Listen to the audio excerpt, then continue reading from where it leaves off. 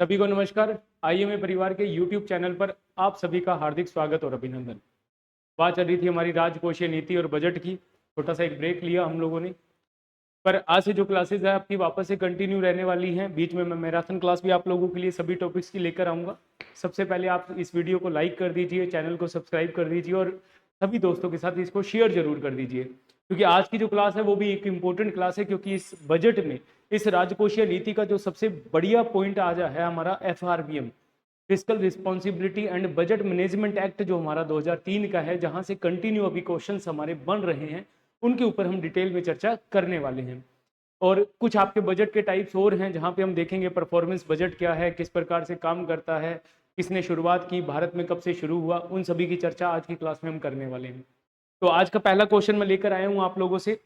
आपके जो last class रहेगी राजकोषीय नीति और बजट के ऊपर, उसी के अंदर जो आज का पहला क्वेश्चन है वो है आपका निष्पादन बजट। निष्पादन का मतलब आपका परफॉर्मेंस बजट की अवधारणा ली गई है। The concept of performance budgeting was taken from, कि हमारा जो परफॉर्मेंस बजट है ये कहाँ से आता है।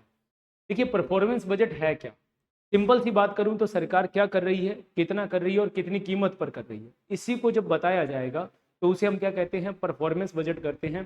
कि आपकी सरकार ने इस साल क्या किया आप लोगों के लिए, कितनी कीमत पर किया, क्या रिजल्ट्स रहा, ये हमारा सारा का सारा क्या है, ये पूरा आपका परफॉर्मेंस बजट है। शुरुआत अगर देखी जाए तो एक आपके यूएसए के अंदर, यूएसए में आपके 1949 में, यूएसए के अंदर 1949 में आपको दो नाम मिलते हैं। एक हूवर आयोग मिलता है, हूवर कमीशन, हूवर कमीशन या हुपर आयोग। इनकी रिकमेंडेशंस पर इसको शुरू किया गया। ठीक है, यूएसए में 1949 के अंदर हूवर आयोग अपनाया गया, इसको 1951 1952 से अपनाया गया।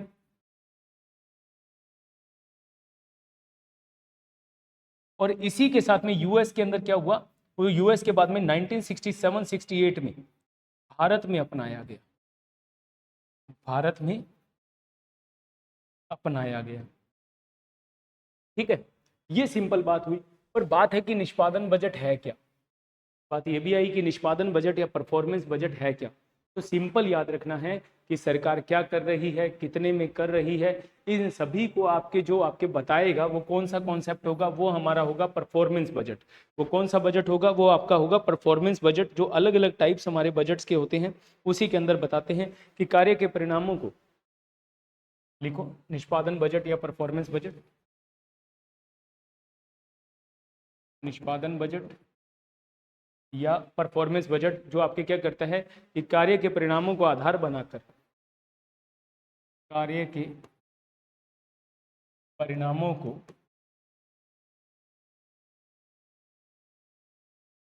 आधार बनाकर जो बजट निर्मित किया जाता है, जो बजट निर्मित किया जाता है, उसे हम क्या कहते हैं, आपके निष्पादन बजट कहते हैं। ये निष्पादन बजट जो होगा वो क्या करता है, किस प्रकार का बजट, इस प्रकार का बजट, यानी कि निष्पादन जो बजट है, इस प्रकार का बजट सरकार क्या कर रही है। फॉर एग्जाम्पल की आज के दिन की बात करें तो वुमेन एम्पावरमेंट की बात करते हैं कि जब बजट बनाने लगते हैं तो उसमें एक बात आ जाती है कि वुमेन्स के लिए सरकार क्या कर रही है, कितने में कर रही है। इसी के ऊपर जो हमारे रिजल्ट्स हमें मिलेंगे, जो भी रिजल्ट्स हमें मिलेंगे उसको आधार बनाया जाएगा कि पिछले साल हमने क्या काम किया, कितने में काम किया, उसका रिजल्ट क्या रहा। जब इसके ऊपर जब हम काम करेंगे तो फिर उसे हम क्या कहेंगे, हमारी परफॉर्मेंस, कि लास्ट ईयर की हमारी परफॉर्मेंस क्या रही थी। ठीक है, उसी के ऊपर करेंगे कि सरकार क्या कर रही है, कितना कर रही है, कितना कर रही है और कितनी कीमत पर कर रही है, कितनी कीमत पर कर रही है,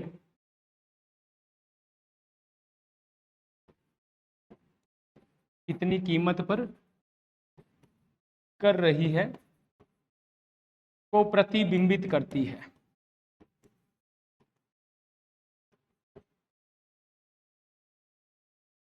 ठीक है, उसी को बताती है आपके। ठीक है, कि कितनी कीमत पर कर रही है, कि सरकार ने वुमेन एम्पावरमेंट के लिए क्या किया, कितना कर रही है, कितनी कीमत पर कर रही है, इसी के ऊपर एक परिणाम लिया जाता है कि आपके क्या इसका रिजल्ट्स रहा। इसी के ऊपर अब हम नया नेक्स्ट जो बजट है वो बनाने वाले हैं। शुरुआत कहाँ से होती है, तो यूएसए से। भारत में कब आता है, तो 1967-68 में। तो कहाँ से आ जाएगा, संयुक्त राज्य अमेरिका से। यूएसए से आपके इसका आंसर रहने वाला है। सिंपल क्वेश्चन है, प्रीवियस ईयर्स क्वेश्चन है, पहले ये पूछा जा चुका है यूपीएससी से। तो इसी के आगे बढ़ते हैं हम नेक्स्ट क्वेश्चन की तरफ। तो नेक्स्ट क्वेश्चन हमारा आता है अच्छा क्वेश्चन है ये भी। भारत में बजट घाटे को पूरा करने के लिए तदर्थ बिल प्रणाली को समाप्त कर दिया गया। कब से किया गया, एडहोक ट्रेजरी बिल, तदर्थ बिल प्रणाली। तदर्थ बिल प्रणाली का प्रयोग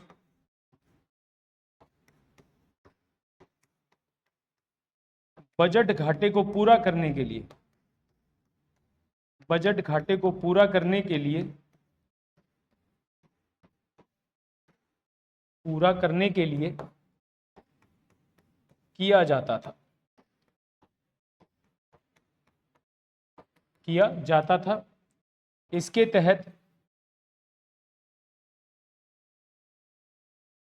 जो भी घाटा होता था, जो भी घाटा होता था, सरकार उस घाटे को पूरा करने के लिए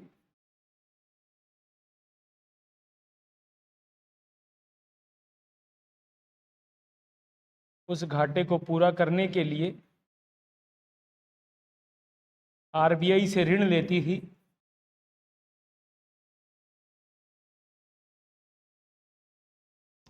आरबीआई इस ऋण को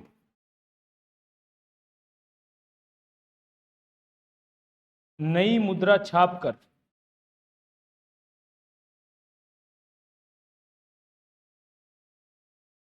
ऋण को नई मुद्रा छापकर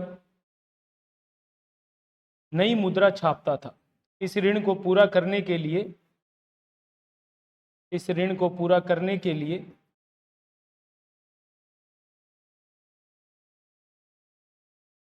नई मुद्रा छापता था, जिससे तरलता बढ़ जाती थी, तरलता बढ़ जाती थी। अब समझो मेरी बात को। क्या होता था, सरकार के घाटा होता था। फॉर एग्जाम्पल की सरकार को चाहिए लाख रुपए का घाटा हुआ, लाख घाटा पूरा करने के लिए सरकार किसके पास जाती थी, आरबीआई के पास, कि साहब हमारे को क्या हो गया, घाटा हो गया, अब पैसा दे दीजिए। तो आरबीआई कहता था बिल्कुल दे देंगे साहब। इसके लिए वो क्या करती थी, नई करेंसी छाप के दे देती थी, बिल्कुल नई करेंसी। 1 लाख का घाटा है तो 1 लाख की नई करेंसी हमारी क्या करती थी, आरबीआई छाप के दे देती थी। जब नई करेंसी बार बार छपने लग गई तो इससे हमारे बाजार के अंदर लिक्विडिटी या तरलता जो थी वो क्या हो गई, वो बढ़ने लग गई। बढ़ने लग गई तो हमें महंगाई देखने को मिली। ठीक है, फिर इसके बाद में जब तदर्थ आपके जब एडहोक ट्रेजरी बिल चलता था, तदर्थ बिल प्रणाली चलती थी, तो इसमें आरबीआई के पास में सरकार वापस पैसे देने का कोई भी वो नहीं था, टाइम पीरियड नहीं था कि सरकार वापस पैसा कब देने वाली है, कब नहीं देने वाली। इसके बाद इस तदर्थ प्रणाली के बाद में कौन सा सिस्टम आ गया, इसके बाद आया हमारा WMA, ways and mean advance, ways and mean advance, अग्रिम अर्थोपाय, अग्रिम अर्थोपाय को अपनाया गया, अग्रिम अर्थोपाय को अपनाया गया। कब अपनाया गया, तो 1 अप्रैल 1997 से, WMA को 1 अप्रैल 1997 से, 1 अप्रैल 1997 से। तो आपके इसको समाप्त कब किया गया, तो 31 मार्च 1997 को समाप्त किया गया। इस WMA में क्या किया गया, आरबीआई सरकार को रेपो रेट पर उधार देगा, रेपो रेट पर रिजर्व मुद्रा उधार देगा। रिजर्व मुद्रा जो होगी वही आपके उधार देगा। अब नई करेंसी नहीं छापी जाएगी, अब जो पहले से उसके पास रिजर्व करेंसी पड़ी है उसी के पैसे को वो क्या करेगा, सरकार को दे देगा। बदले में क्या करेगा, रेपो रेट वाला ब्याज भी लेगा। फिर रेपो रेट का जो राशि का टाइम होगा वो आपका होगा 90 दिन का। इस 90 दिन के भीतर सरकार को आरबीआई को पैसा वापस देना पड़ेगा। कब से शुरू हुआ डब्ल्यूएमए? तो डब्ल्यूएमए की शुरुआत होती है आपकी 1 अप्रैल 1997 से, इसको समाप्त किया जाएगा 31 मार्च 1997 को। तो आपका सीधा सा है एडहोक ट्रेजरी बिल कब समाप्त हुआ? तो 31 मार्च 1997 को। क्या था एडहोक ट्रेजरी बिल? कि सरकार जब घाटा पूरा करने के लिए आरबीआई के पास जाती थी तो आरबीआई उसके बदले में नई करेंसी छाप के सरकार को दे देता था। इससे बाजार में तरलता बढ़ती थी, लिक्विडिटी बढ़ती थी, तो इन्फ्लेशन देखने को मिला। इसकी जगह पे 1 अप्रैल 1997 से कौन सा आया? तो वो आया हमारा WMA, veg and mean advance, यानी कि अग्रिम अर्थोपाय। अग्रिम अर्थोपाय में क्या हुआ कि आरबीआई सरकार को पैसा भी देगी, परंतु कौन सा देगी? रिजर्व देगी। उसके साथ साथ में उसके ऊपर रेपो रेट वाली जो दर होगी वो लगाई जाएगी।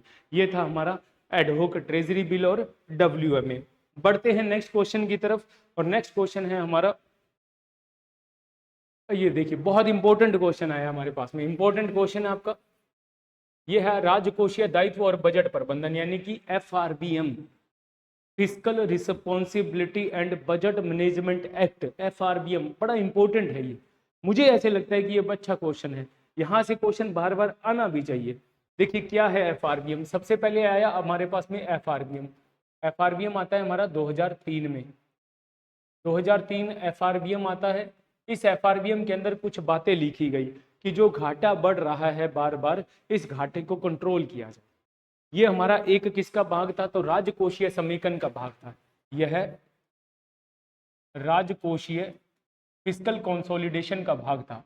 राजकोषीय समेकन, फिस्कल कंसोलिडेशन का भाग था।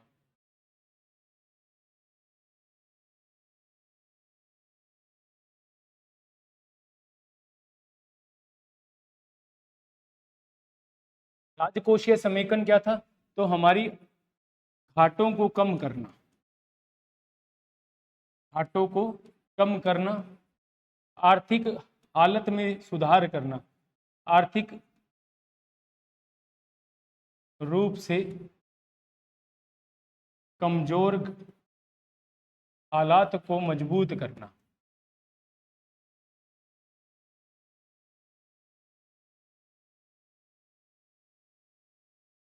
मतलब इसी के अंदर क्या किया गया? राजस्व आय में वृद्धि, इसी राजकोषीय अब समेकन में राजस्व आय में वृद्धि, राजस्व व्यय में कमी,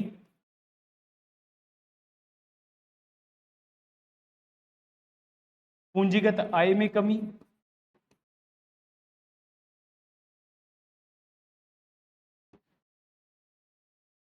और आपके पूंजीगत व्ययों में वृद्धि की बात की जाती है।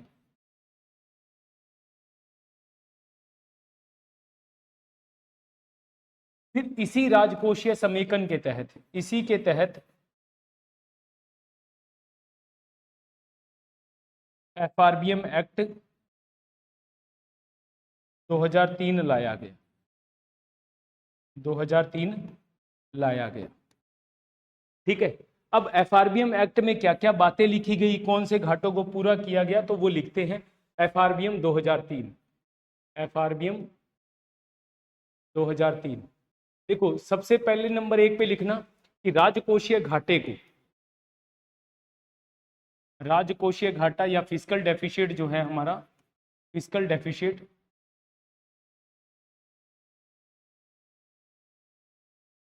डेफिशिएट को जीडीपी के 3% तक लाना, 3% तक लाना। पहली बात तो ये थी कि हमारा जो घाटा है वो कहाँ तक आना चाहिए? वो जीडीपी के 3% तक आना चाहिए। ठीक है, पहली बात ये थी। इसके अंदर घाटे के अंदर सीधी बात क्या लिखी गई कि हमारा जो घाटा है इसको 3% तक लेकर आना है। फिर देखो 2008-9 तक, 2008-9 तक राजस्व घाटे का, राजस्व घाटा शून्य करना, राजस्व घाटा शून्य करना, ये बात लिखी गई। कब तक? 2008-9 तक। 2003 में आया है, 8-9 के अंदर इसको क्या करना है? समाप्त करना है। ऐसे ही राजकोषीय घाटा जो था इसका टाइम पीरियड था 2008 से 13 के बीच में। ठीक है, 2008 से 13 के बीच में। तीसरा, सरकार डब्ल्यूएमए के अलावा आरबीआई से कोई ऋण नहीं लेगी। आरबीआई से कोई ऋण नहीं लेगी, जो अभी हम बात कर आए ना, WMA,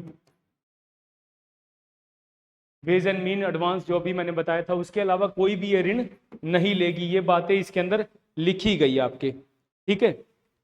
फिर केंद्र सरकार संसद के समक्ष संसद के सामने 3 वक्तव्य या स्टेटमेंट, वक्तव्य या स्टेटमेंट प्रस्तुत करेगी। कौन कौन से करेगी, तो लिखो। 1 नंबर आपका मध्यम अवधि का आ जाएगा, एक कि मध्यम अवधि की राजकोषीय नीति वक्तव्य, मध्यम अवधि की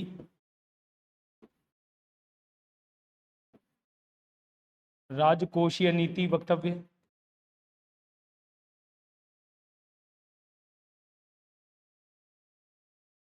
ठीक है, एक तो ये आ गया आपका। ये बहुत बहुत बार पूछा हुआ है ये वाला क्वेश्चन कि कौन कौन से स्टेटमेंट्स जो है वो रखे जाते हैं। राजकोषीय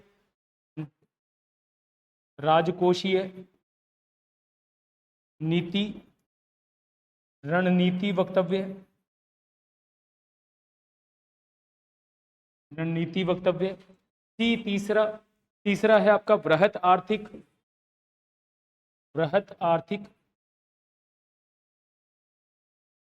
रूपरेखा प्रदर्शन।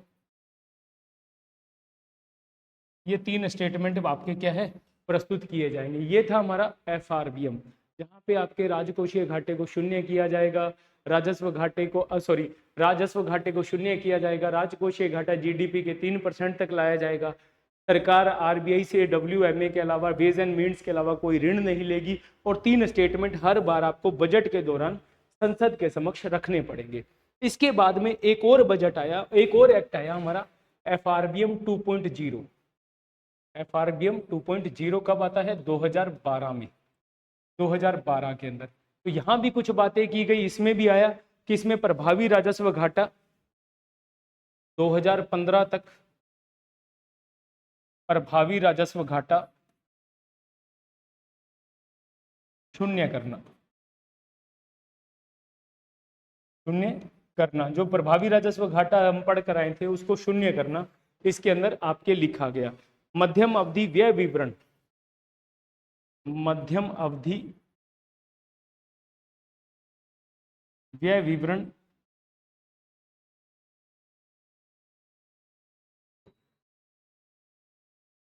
प्रस्तुत किया जाएगा। ये लिखे गए भाई, 2 लाइन लिखी गई। फिर इसी के ऊपर एक और आ गया भाई, तीसरी आ गई FRBM समीक्षा समिति, 2 नंबर। 3 नंबर FRBM समीक्षा समिति, या इसको कहा गया NK सिंह समिति, NK सिंह समिति 2016 के अंदर। इसने भी कुछ बातें कही इसी FRBM में कि इसने नए आधार में केंद्र और ऋण की, केंद्र व राज्य के संयुक्त ऋण की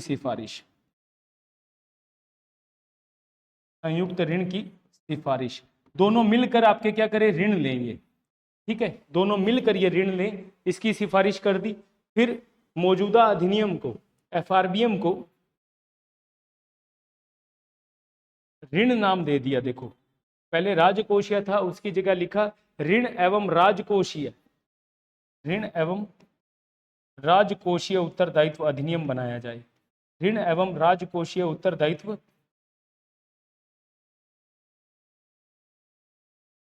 अधिनियम बनाने की सिफारिश,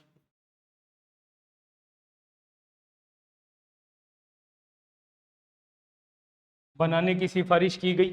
ठीक है, तीसरा इसी के अंदर लिखो ऋण GDP अनुपात 40%, ऋण GDP अनुपात 40% हो।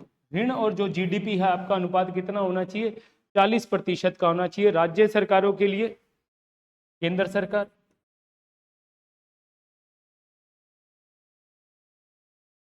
राज्य सरकारों के लिए ऋण अनुपात, राज्य सरकारों के लिए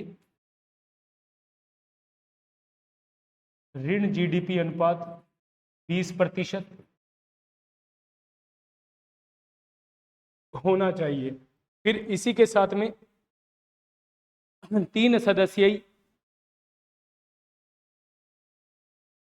एक लिखो, राजकोषीय घाटे का लक्ष्य, राजकोषीय घाटे का लक्ष्य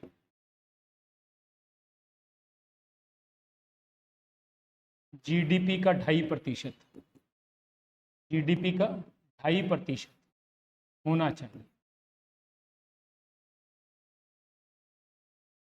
एक इनकी सिफारिश थी राजकोषीय परिषद बनाई जानी चाहिए, कितने सदस्य? तो 3 सदस्य, 3 सदस्यीय राजकोषीय परिषद बनाई जाए। तो देखो प्रभावी राजस्व घाटा, जब राजस्व घाटे में से हमने क्या किया, सरकारों को अनुदान जब बाहर किया तो प्रभावी राजस्व घाटा आया। एक इन्होंने कहा कि स्टेटमेंट दे दीजिए भाई, मध्यम अवधि व्यय विवरण की, आपका एक मिड टर्म जो आपका खर्च है उसका एक अवधि का विवरण होना चाहिए। फिर आई एफआरबीएम की समीक्षा समिति, एनके सिंह समिति, जो कहती है कि केंद्र और राज्य के संयुक्त ऋण की, आप अलग अलग ऋण मत लीजिए, आप मिलकर ऋण लीजिए, ठीक है। दूसरा, एफआरबीएम को ऋण और राजकोषीय उत्तरदायित्व अधिनियम बनाया जाना चाहिए, जहां पे हमने देखा एफआरबीएम में आपके fiscal responsibility and budget management था, जहां पे आपके बजट एवं आपका जो बजट का हम क्या कर रहे थे, उत्तरदायित्व ले रहे थे, वहां पे अब किसका लेना है, हमें ऋण का लेना है। इन्होंने नाम बदलने की बात की। ऋण जीडीपी अनुपात के लिए केंद्र को कितना दिया, 40%, राज्यों को कितना दिया, 20%, ठीक है। अब चलते हैं हम क्वेश्चन की तरफ। तो क्वेश्चन क्या कहता है, क्वेश्चन कहता है कि भाई कि राजकोषीय दायित्व और बजट प्रबंधन समीक्षा समिति, समीक्षा समिति से समझ जाओगे 2016 की एफआरबीएम की समिति, एनके सिंह समिति के प्रतिवेदन में सिफारिश की गई कि वर्ष 2023 तक केंद्र व राज्यों को मिलाकर ऋण जीडीपी अनुपात कितना रखा जाए, 60%, जिसमें केंद्र के लिए कितना 40 और राज्यों के लिए कितना 20% हो। तो बिल्कुल ये बात अभी कर आए कि कितनी सिफारिश की उन्होंने, 40% तो हमारे लिए की केंद्र सरकार के लिए और 20% राज्य सरकारों के लिए। तो ठीक है, पहला कथन ठीक हो गया।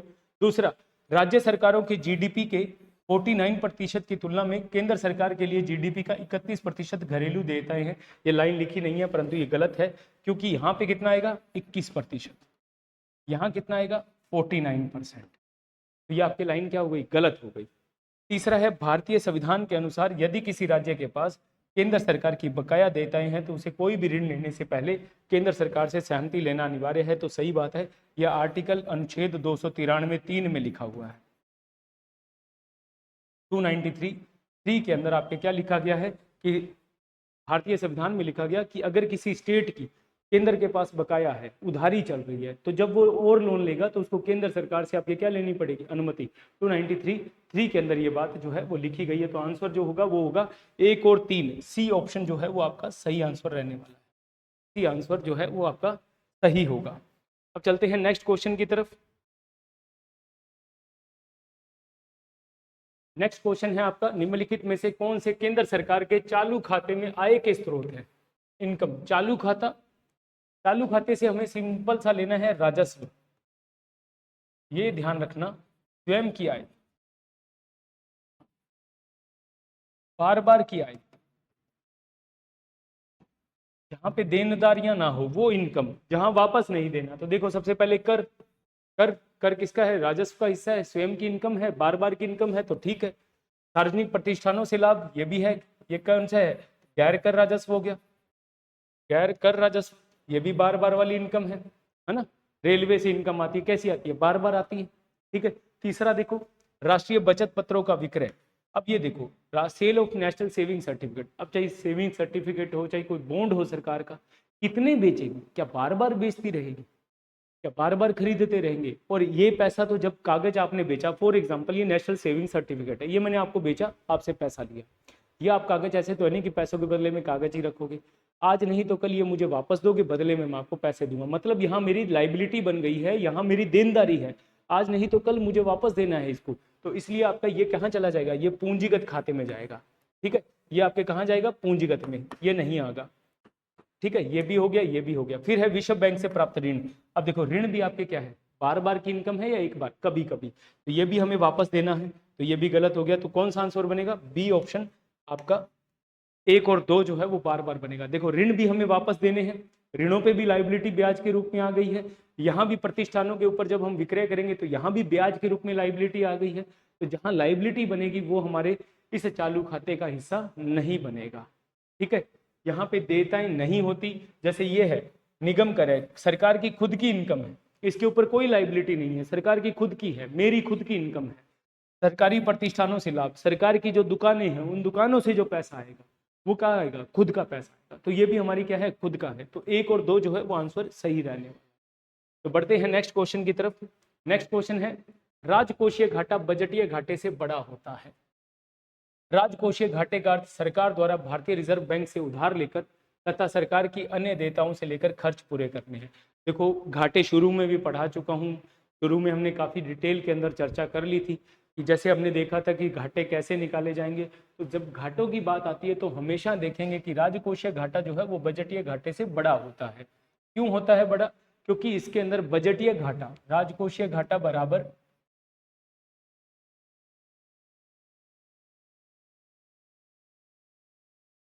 बजटीय घाटा, ये तो होगा ही होगा। बजट का घाटा मान लीजिए अगर 100 रुपये है तो प्लस जो ऋणों से है प्लस सरकार की उधारी, प्लस सरकार की उधारी, सरकार की उधारी अगर 20 रुपये भी है तो कितना हो जाएगा, 120 रुपये। मतलब ये राजकोषीय यानी कि बजटीय घाटे से तो ये क्या हो गई, बढ़ गई है। सरकार की जो उधारी होती है उसको इसी के अंदर लिखा जाता है। ठीक है, बजटीय घाटा प्लस सरकार की उधारी। तो पहली लाइन तो हो गई ठीक। कारण क्या कहता है, राजकोषीय घाटे का अर्थ है कि सरकार द्वारा भारतीय रिजर्व बैंक से उधार लेकर सरकार की अन्य देयताओं से लेकर खर्चे पूरा करना है। तो बिल्कुल सही बात है, कथन और कारण सही है और ये इसकी सही स्पष्टीकरण भी है कि आपके जो बजटीय घाटा होता है वो छोटा होता है उसी बजटीय घाटे में। फॉर एग्जाम्पल मुझे टोटल बजट घाटा 100 रुपये का है और मेरी उधारी जो है पहले की वो 20 रुपये है, तो मेरा जो राजकोषीय घाटा होगा उस उधारी को उसमें जोड़ दिया जाएगा। तो मेरा जो राजकोषीय घाटा हुआ वो कितना हुआ, 120 रुपये। तो 20 रुपये बढ़ गया मेरा घाटा, तो ये बड़ा भी होता है। और ये आपके क्या करता है, ये आरबीआई से और अन्य जितने भी सोर्स है सरकार के, वहां से वो पैसे लेकर सरकार के घाटों को पूरा करता है। तो उसे हम कहते हैं राजकोषीय घाटा। ठीक है, तो ये आपका नेक्स्ट अपने क्वेश्चन पे चलते हैं। ये भी अच्छा क्वेश्चन था। अब देखिए, अब क्वेश्चन आया कि कौन सा एक सही है, राजकोषीय उत्तरदायित्व और बजट प्रबंधन अधिनियम। वापस से एफआरबीएम की बात की। अब देखो एफआरबीएम की बात की है, यहाँ पे है अधिनियम 2003 का। इस 2003 में केवल राजकोषीय घाटे से संबंधित है, केवल राजस्व घाटे से संबंधित है, राजकोषीय तथा राजस्व दोनों से संबंधित है। तो अभी बात कर आए कि हमारा जो राजकोषीय घाटा है उसके लिए इसने क्या कहा था, राजकोषीय घाटे के लिए इसने क्या कहा, जीडीपी का 3% होना चाहिए। ठीक है, और राजस्व घाटा कैसा होना चाहिए, 0 होना चाहिए। राजस्व घाटा बराबर 0, 0 होना चाहिए। तो ये हमारा क्या है, 0 है। तो ये कैसे हुआ, इन दोनों से ही रिलेट कर जाए, दोनों के लिए ही बात करेगा। अगर इसी के साथ में लिख देता कि आपके राजकोषीय एफआरबीएम 2012 का लिखता तो फिर वो प्रभावी राजस्व घाटे के लिए हो जाता। ठीक है, वो प्रभावी राजस्व घाटे को खत्म करने की बात करता है। चलते हैं नेक्स्ट क्वेश्चन और लास्ट क्वेश्चन आज की क्लास का। और इस राजकोषीय जो टॉपिक हमारा चल रहा था फिस्कल पॉलिसीज पे, तो कथन कारण का क्वेश्चन है कि राजस्व घाटा राजस्व प्राप्तियों पर राजस्व व्यय की अधिकता है। बिल्कुल, राजस्व घाटा कब होगा, राजस्व घाटा कब होगा, जब हमारी जो राजस्व प्राप्ति है, यानी कि जो राजस्व की प्राप्ति या आय की बात कर लें, राजस्व प्राप्ति आपकी कम हो और राजस्व के व्यय क्या हो, ज्यादा हो। राजस्व व्यय क्या हो, ज्यादा हो, तो वो क्या है, राजस्व घाटा है गया। सेकंड है प्रभावी राजस्व घाटा, राजस्व घाटे व पूंजीगत संपत्ति के निर्माण के लिए अनुदान का अंतर है। तो बिल्कुल ये भी सही है कि प्रभावी राजस्व घाटा बराबर राजस्व घाटे को प्लस हम क्या कर देते हैं, माइनस क्या करते हैं इसमें से, इस पूंजीगत संपत्ति निर्माण के लिए जो अनुदान दिया है इसको हम हटा देते हैं। इसको हटाने के बाद हमारे पास क्या आता है, इफेक्टिव रेवेन्यू डेफिसिट। तो लिख लो राजस्व घाटा। वैसे तो ये मैं पहले ही बता चुका हूं आपको, राजस्व प्राप्तियां जब राजस्व व्यय माइनस राजस्व आय या प्राप्ति। ठीक है, जब आपके प्राप्तियां क्या होती हैं, कम, व्यय ज्यादा हो और आपकी प्राप्तियां कम हो, प्राप्तियां कम हो, तब ये घाटा राजस्व का सामने आता है। इसी तरह से प्रभावी राजस्व घाटा, इफेक्टिव रेवेन्यू डेफिशिएट, प्रभावी राजस्व घाटा कब होगा? जब राजस्व घाटे से माइनस पूंजीगत निर्माण हेतु अनुदान को हम क्या करेंगे? बाहर कर देंगे, माइनस अनुदान जो है वो बाहर हो जाएगा, तब आपके क्या आएगा? प्रभावी राजस्व घाटा। तो कथन 2 भी सही है और पहला भी सही है, कथन 1 और 2 दोनों सही है। तो ए ऑप्शन हमारा क्या होता है? बिल्कुल सही होता है। तो ये हुआ हमारा आज राजकोषीय घाटा, जो राजकोषीय नीति के ऊपर और बजट के ऊपर क्लास कंप्लीट। तो मिलेंगे हम नेक्स्ट सेशन में एक नई क्लास के साथ। जाने से पहले फिर आप लोगों से ये आपके की कमेंट जरूर कीजिए, आपके जो डाउट्स है वो पूछ लीजिए कमेंट सेक्शन में जाकर, अपने दोस्तों के साथ वीडियो को शेयर जरूर कीजिए और लाइक जरूर कीजिए। तो धन्यवाद, मिलेंगे नेक्स्ट सेशन में, और जय हिंद, जय भारत, जय जय राजस्थान।